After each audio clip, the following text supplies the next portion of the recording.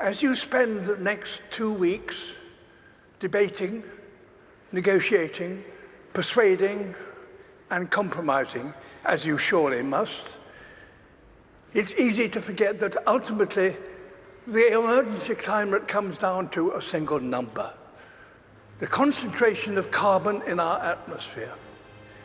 The measure that greatly determines global temperature.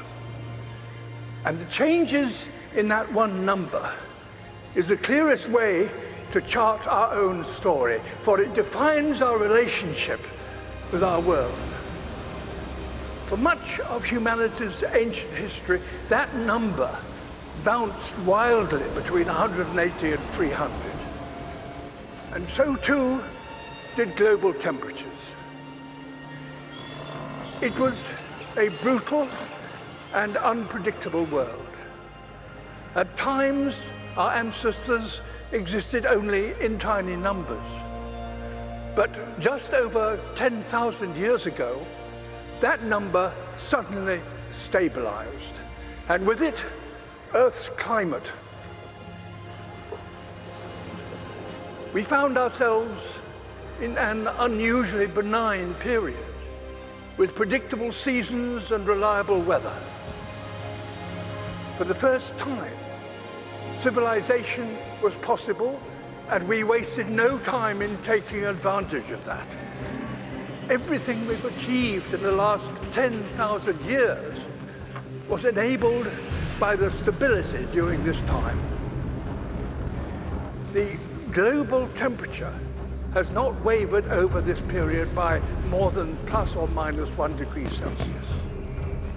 Until now. Our burning of fossil fuels, our destruction of nature, our approach to industry, construction, and learning are releasing carbon into the atmosphere at an unprecedented pace and scale.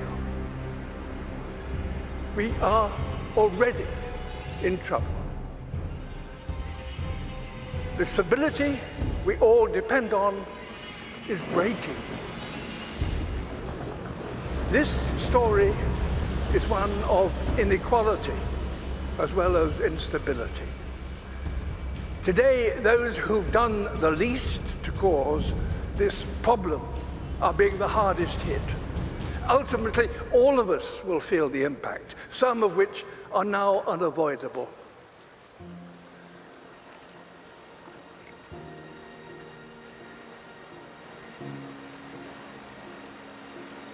My world is melting. You think you have control, we actually have no control.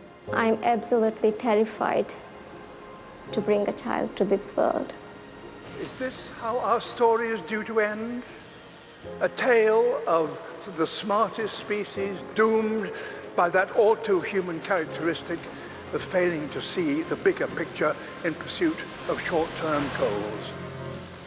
Perhaps the fact that the people most affected by climate change are no longer some imagined future generation, but young people alive today.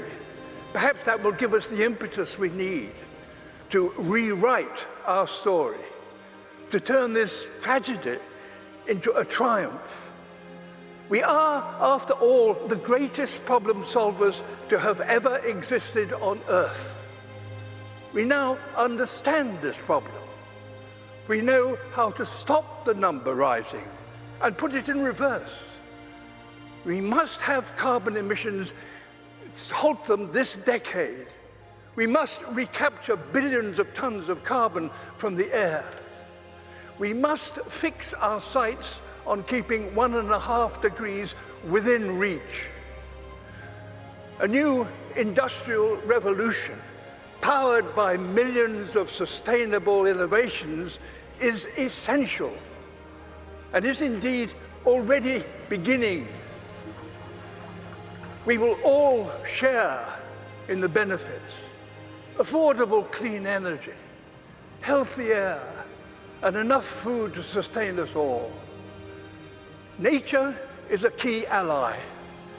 Wherever we restore the wild, it will recapture carbon and help us bring back balance to our planet. And as we work to build a better world, we must acknowledge no nation has completed its development because no advanced nation is yet sustainable. All have a journey still to compete, so that all nations have a good standard of living and a modest footprint. We're going to have to learn together how to achieve this, ensuring none are left behind. We must use this opportunity to create a more equal world, and our motivation should not be fear, but hope.